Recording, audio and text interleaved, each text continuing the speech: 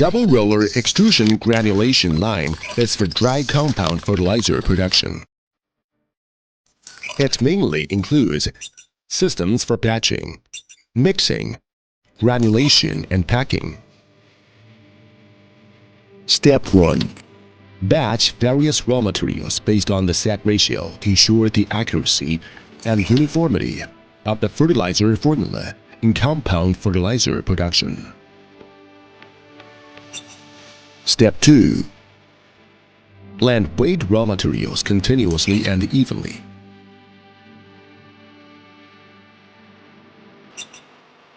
Step 3.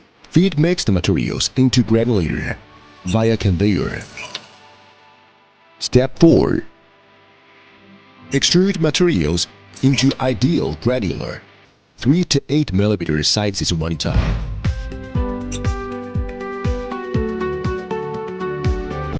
Step 5. Separate the unqualified products from the qualified ones. The unqualified would be for regranulation, while the qualified would be into the packing system. Step 6. Palletize bagged compound fertilizers for easy transportation and storage. This system adopts automatic control and monitoring, and the produced granules do not require drying or cooling, making the entire production line simple, cost-effective, and efficient.